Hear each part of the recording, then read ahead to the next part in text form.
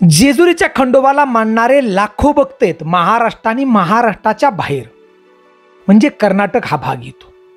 लाखो लोकांचं कुलदैवत. प्रत्येक भक्त वर्षातून एकदा तरी जेजुरीला जातो आणि जेजुरीला गेल्यानंतर गडावरती उंच आकाशात भंडारा उधळून दिला जातो आणि येळकोट येळकोट जय मल्हार असं म्हटलंच जातं. तर बांधवांना आजच्या व्हिडिओमधून आपण पाहणार आहोत की जेजुरीच्या खंडोबाला भंडारा का उधळतात. मल्हारी मार्तंडानं स्वतःच्या माथी पहिली हळद लावली कधी आणि त्याच हळदीला पुढे भंडारा म्हटलं जाऊ लागलं. प्रथम देवानं भंडारा लावला तो दिवस कोणता, त्याचं बी रहस्य आज आपण या व्हिडिओमधून जाणून घेणार आहोत. तर बांधवांनो, अखंड सृष्टी ज्यानं निर्माण केली ते देवादिदेव महादेव म्हणजेच आदिनाथ जेजुरीच्या गडावरती विराजमान आहेत. त्यासाठी बांधवांना हा व्हिडिओ नक्की पहा आणि जास्तीत जास्त शेअर करा. व्हिडिओ पाहिल्यानंतर आम्हाला एक कमेंट नक्की द्या, येळकोट येळकोट जय मल्हार. आणि आपल्या घरातील मुलांना नक्की सांगा, छोट्या खंडोबाला आपण भंडारा का उधळतो. तर बांधवांनो, मी हनुमंत पवार धारकरे, तुम्ही पाहताय मराठी मोटिवेशनल स्टोरी चॅनल.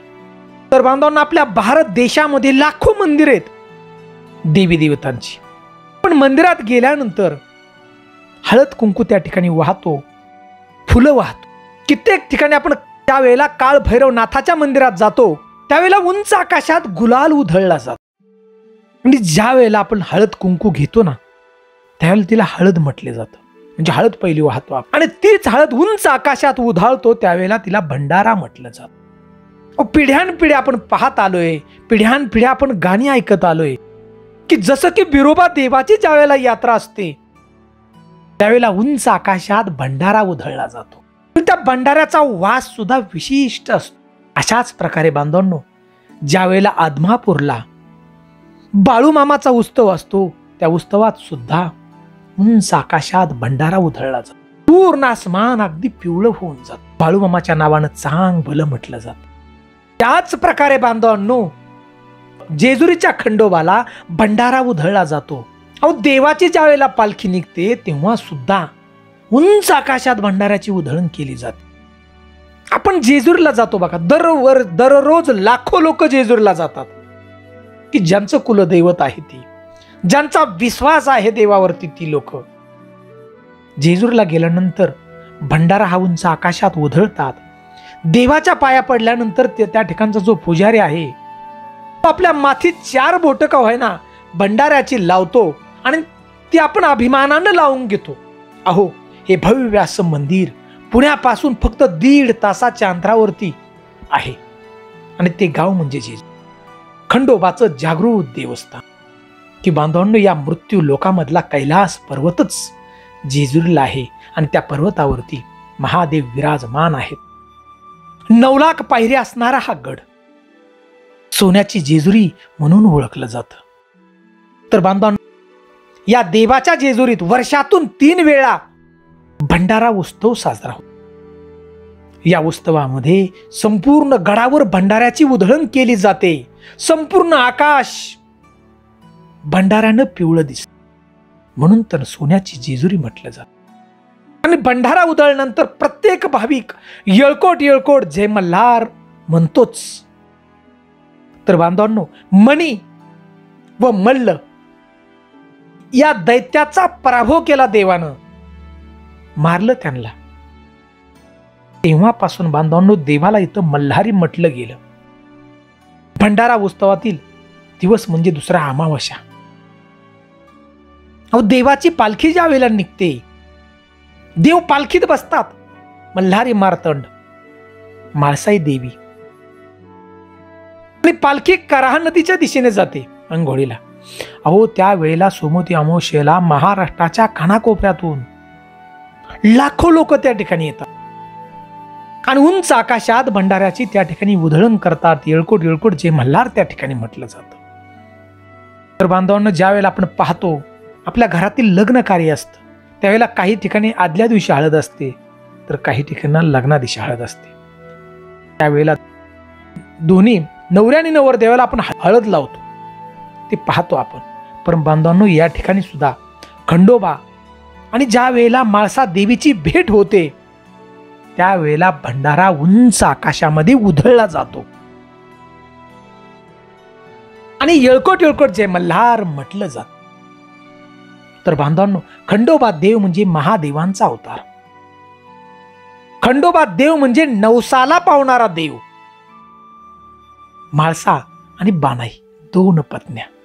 तर बांधवांनो, म्हाळसा देवी म्हणजे पार्वती माता आणि बानाई देवी म्हणजे गंगेचं रूप मानलं जातं. तर बांधवांनो, आता आपण शेवटी पाहूया की मल्हारी मार्तंडाला हळद का प्रिय म्हणजेच भंडारा का प्रिय, का उधळला जातो भंडारा. तर त्याची अशी एक सुंदर अशी कथा सांगितली जाते की ज्याने अखंड सृष्टी निर्माण केली त्यांना आदिनाथ म्हटलं जातं, म्हणजेच देवादेव महादेव.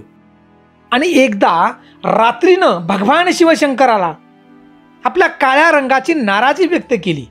देवा, तुम्हाला काळा रंगच का रे दिला, मला तो पसंत नाही, अशी भक्ती केली बघा त्या ठिकाणी की देवा मला स्वीकार कर आपल्याकडं, अशीच प्रार्थना देवाला केली. आणि भगवान शिवशंकरांनी ती मान्य केली. भोळा शिवशंकर वरदान दिलं त्या ठिकाणी रात्रीला की मी जेव्हा मार्तंड भैरवाचा अवतार धारण करील या पृथ्वीवरती, मणी आणि मल्ल अशा भयंकर राक्षसाचा वध करील, त्याच दिवशी तुला मस्तकी मी धारण करीन. त्याच वरदानाने हळद या पृथ्वीवरती जन्मलेली.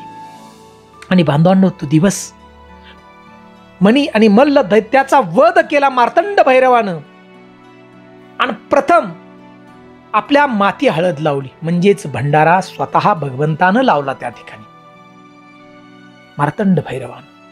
आणि अखंड सृष्टीला भयमुक्त केलं त्या ठिकाणी, भयमुक्त केलं बघा, कारण या राक्षसांना कोणी मारू शकत नव्हतं. देवी देवतांना भयमुक्त केलं आणि त्या ठिकाणी आनंदानं सगळ्या देवांनी त्या ठिकाणी भंडार उधळला. येळकोट येळकोट जय मल्हार देवांनी म्हटलं बांधवांनो. तो दिवस म्हणजे चंपाषष्ठीचा. आजही त्या ठिकाणी बांधवांनो चंपाषष्ठीला महाराष्ट्राच्या कानाकोपऱ्यातून लाखो भक्त येतात, लाखो, की ज्याची गिनती करणं शक्य. आणि त्या ठिकाणी भंडारा आजही तसाच उधळला जातो. म्हणून तर संपूर्ण जेजुरी त्या ठिकाणी सोन्याची होऊन जाते चंपाषष्ठीला. तर बांधवांनो, आजही आपण पाहतो नवसाला पावणारा खंडोबा म्हटलं जातं. आजही बांधवांनो, घरातलं लग्न जर झालं ना, कोणाचं होत्या घरातलं कुठल्याही जाती धर्माचं, तर हे जोडपं जेजुरीच्या खंडोबा रायाला पाया पडायला जातं, म्हणजे आशीर्वाद घ्यायला. आणि तिथूनच संसाराची सुरुवात होते. उंच आकाशात त्या ठिकाणी भंडारा उधळून दिला जातो. जर कोणाला मूल होत नसल तरी सुद्धा बांधवांनो जेजुरीला जातात लोक, अनेक कुटुंब, अनेक जोडपी. आणि मल्हारी मार्तंडात त्या ठिकाणी नवस बोलला जातो आणि तो नवस त्या ठिकाणी खरा होतो. कारण ज्याने सृष्टी निर्माण केली तेच तिथे आहेत बांधवांनो, त्यांचाच तो अधिकार आहे.